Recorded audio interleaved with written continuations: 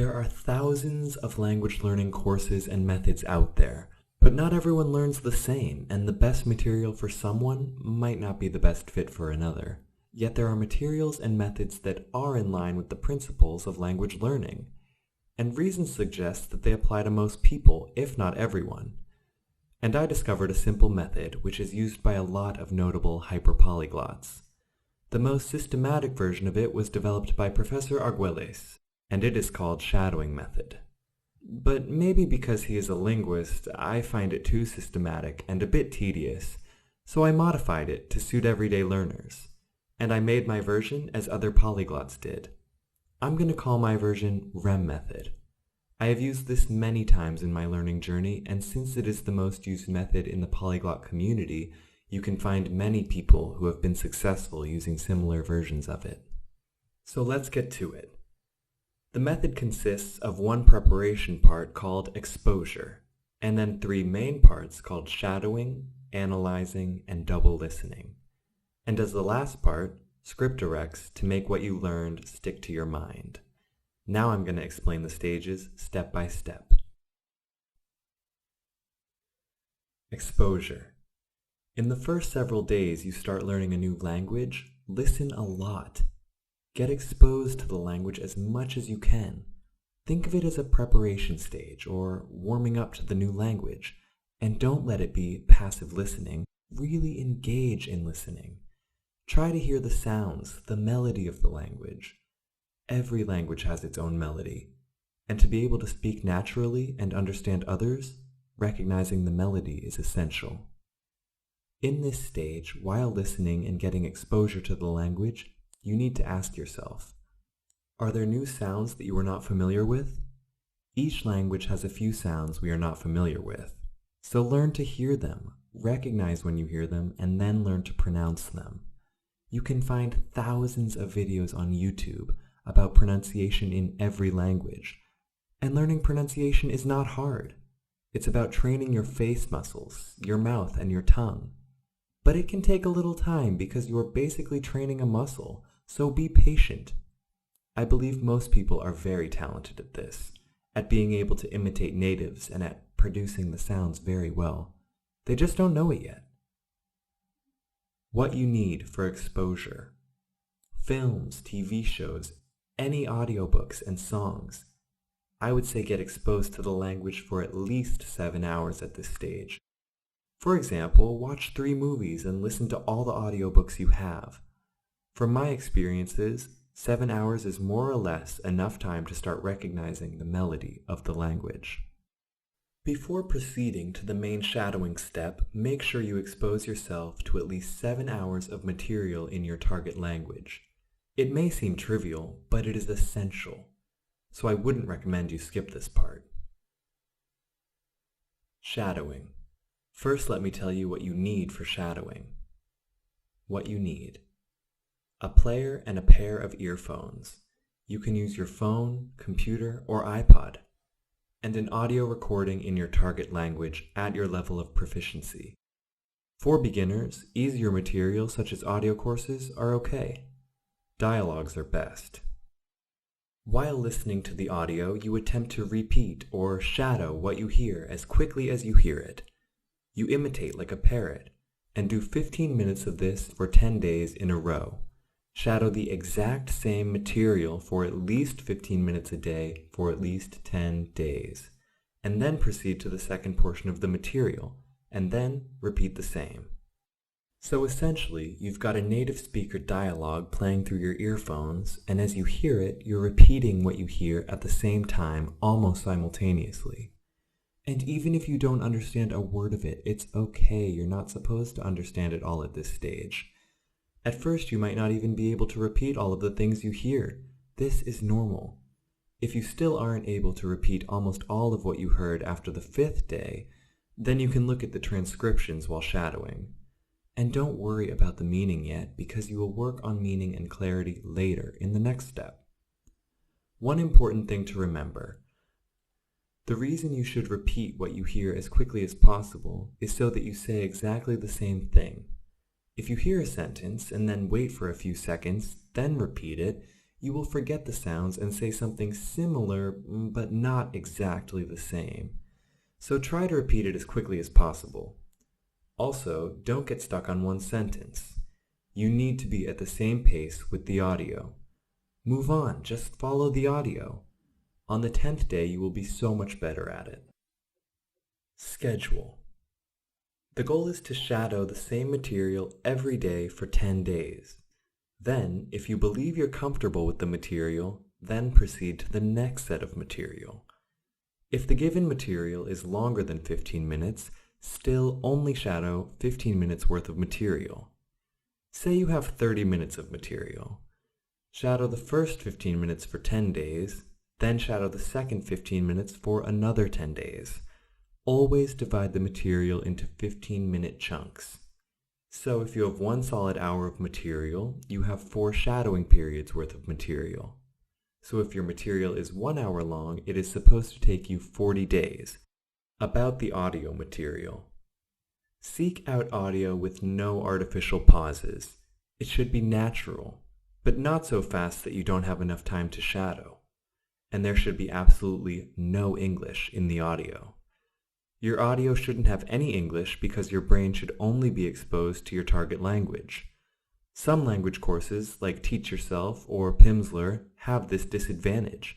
You get to hear English constantly and have explanations you can understand. Say you're going to learn Spanish. To be able to apply this method, you need to edit those recordings in order to have only Spanish material. I'm going to tell you about the courses you can use with this method or how you can edit others to make it suitable. Benefits of shadowing. It's basically learning another language in a way that's similar to how you learned your first language, by repeating sounds exactly as you hear them. It's a great way to master colloquial speech, accent, and intonation as well. Shadowing is a very useful tool for increasing your fluency and understanding, as well as your pronunciation. Speaking exercise. Shadowing makes you practice speaking by mimicking a native speaker as quickly as you possibly can, and this helps make the neural connections in your brain produce those words and sentences quickly and accurately without having to think about it. And this makes you speak fluently. You'll see after shadowing for a couple months, you'll notice that you can automatically speak without having to think about it. You'll see that you unconsciously acquired the language. The people who tried shadowing for the first time after a month were surprised that they learned the material they used without noticing that they were learning. And the most surprising, the words will come to you quite fast when needed. Translation mentality. Shadowing helps you overcome the tendency to translate back and forth between your native and target languages before responding. This tendency slows you down and inhibits fluency. The reason you don't worry about the meaning yet is this. You are going to focus on the meaning in the next step of the method. Pronunciation. Shadowing also helps develop the muscle memory in the physical parts of the brain that are responsible for the production of those sounds. In your target language, there might be some sounds your tongue isn't used to producing, and shadowing will force your brain to produce those sounds. And it is quite effective. It works as a corrective device since you try to repeat it simultaneously. Do the shadowing, and even in the first 10 days, you'll see how effective it is. You'll be impressed. But the real outcome should be very clear after about 2 months of shadowing. To sum it up, shadowing is repeating a portion of a native speaker dialogue word for word and almost simultaneously. In the next step, you are going to learn how you can use the target and English transcriptions of the dialogue for reference. Analyzing. Learning a language is observing, simply noticing what words mean what and how the words are used together to produce different meanings. In this stage, you analyze what you shadowed. Analyzing part of the method is also extremely important. It is a main part of REM method. What you need. Transcript. In other words, a written version of the audio material and translation of the audio material you used for shadowing. It should have both your target language and translation in English. If it doesn't have English translations, you can still analyze it using a dictionary. Even if you have it in English, I still recommend that you use an online dictionary for clarity. You compare your target language with your native language. You analyze the material you used for shadowing. You try to deconstruct grammar, sentence structures, and words. Try to notice similarities, differences, patterns. See what words mean what. Do this every day, sometime after you have done your 15 minutes of shadowing for the day. Cut the shadowing material in parts and analyze it every day for 20 to 25 minutes. Unlike shadowing, analyze the same part just once and quickly review it the next day. Now let me show you how to analyze, what to look for in two languages, in Spanish and in French. Let's start with Spanish. La ropa es roja. El libro es rojo. The clothes are red. The book is red. In this example, you can see that Spanish and English have the same word order, but in Spanish there are genders. That's why there is la before the noun ropa and el before the noun libro. And the color red is normally rojo, but since ropa is a feminine noun, the color red, rojo, agrees with the feminine noun and becomes roja. And this shows that in Spanish, adjectives have to agree with the noun they modify. Es la ropa de Juan, no lo tires. It is John's clothes, don't throw it away. When we compare both sentences, we see that es, by itself, expresses it is. And you can't just put the letter s at the end of the noun for possession. In Spanish, you have to use clothes of Juan structure. And in the second example, sentence structure is a little different than English. It is like, not it throw away. And lo translates as it, the object. Está muy bien, pero me está demasiado corta. This is very good, but it is too short for me. To say it is, we learned that you only say es in the prior example. But in this example, it is comes across as a different word, está. Well, it's because there are two different ways of saying it is in Spanish, and you will start to learn when to use which one after seeing a lot of it. And I look at the other words in the online dictionary, and I see muy means very, and demasiado means too. And to say for me, they say me at the beginning of the sentence, which is me. Me está demasiado corta, but it is too short for me, and this is different than English. Le damos la ropa a él. We give him the clothes. The literal translation of this sentence is, him we give the clothes to him. The first him looks excessive, right? Well, even if you specify the person you are giving the clothes to in Spanish, you have to use the object at the beginning in sentences like this. Yo te creía en Madrid. I believed you in Madrid. Te is the direct object, and it is I to you believed. Te, to you, placed before the verb, unlike in English. And creía is past continuous tense instead of past tense, because with certain verbs in past, like creer, you use them in their past continuous conjugations instead of past simple.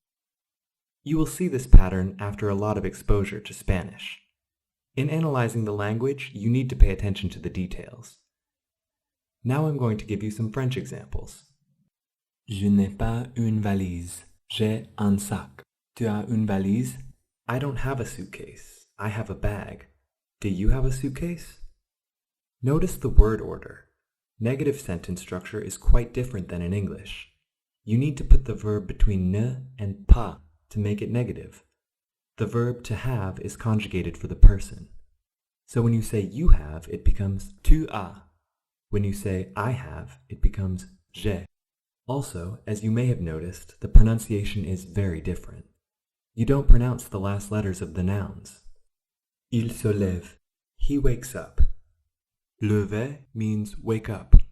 But what is that se doing there? It is a reflexive pronoun for the reflexive verb to wake up.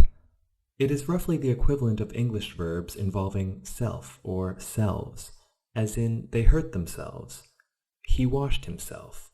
The action is done to oneself. and reflexive pronouns accompany reflexive verbs. In this example, se is the reflexive pronoun.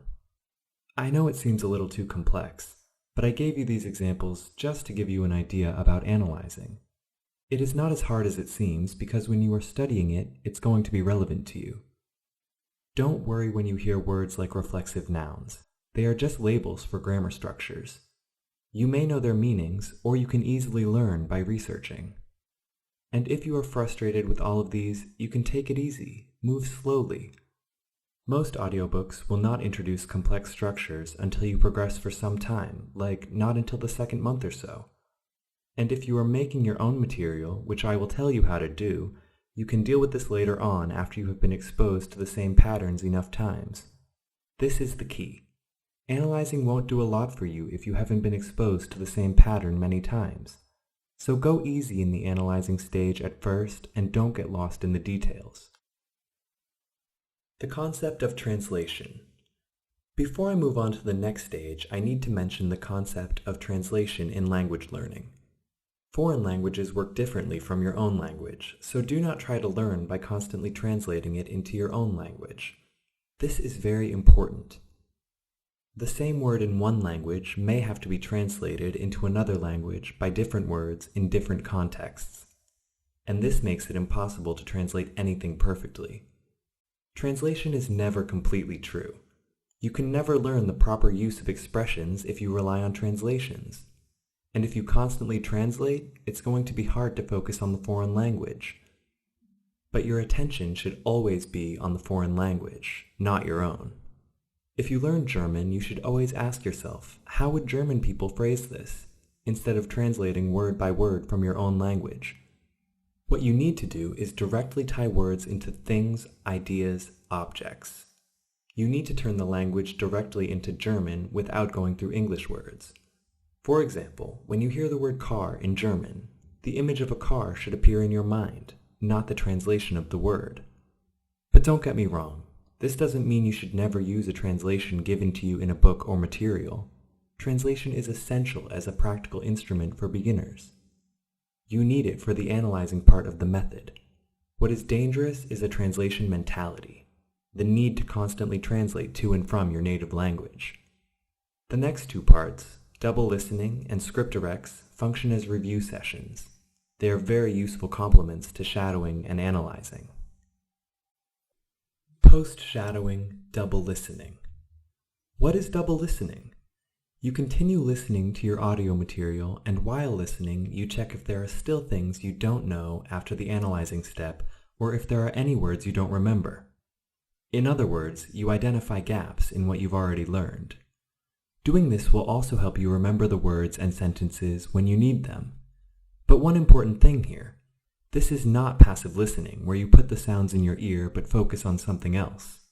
You need to focus on the audio while listening and try to identify the words. So it functions also as a review process. You are going to review the meanings of words in your mind while listening. You should do this after you have spent some time shadowing and analyzing the material. I recommend doing this at least one time before going to bed. Scriptorex. Scriptorex is a kind of writing exercise. You look at your shadowing material and write down things that seem more useful in your life, like you think you are going to say those sentences in your typical conversations, the things that are of immediate importance. And while writing, focus on images more than words, so you should focus on the meanings of the words. This will come in handy when you want to review your material without the audio. You can just read what you are learning anytime and anywhere. Think of scriptorex as reviewing sessions at regular intervals. It also helps focus on what is more important to you. And if you are learning a language with an alphabet different than Latin, scriptorex is indispensable to learn the alphabet of the language. I use scriptorex with Russian. Russian uses letters from the Cyrillic script, and it helped me learn the Russian alphabet faster. And some people learn better when they write down the things they want to learn. Just like taking notes in a class or seminar, it helps them memorize and remember things better. I'm one of those people, and I always use scriptorex in my learning journeys, so I highly recommend it. You don't have time? One great advantage of this method is that you learn in small chunks of time. What is it, like 15 minutes of shadowing, 20 or 25 minutes of analyzing, and 20 minutes of double listening, and ScriptRx? So you can easily make time for this method. I find this amazing. You can squeeze it into your current schedule even if it's tight. And you can have more exposure time listening to music, watching movies, reading basic texts, and following your interests. I can't say that this exact version of the method is the absolute best one for you. Everyone has different learning styles, so you need to customize this method according to your style and needs. You can try to combine it with other methods and mix and match to have your own, but I recommend that you take into account the principles of language learning and this method, and eliminate the ineffective.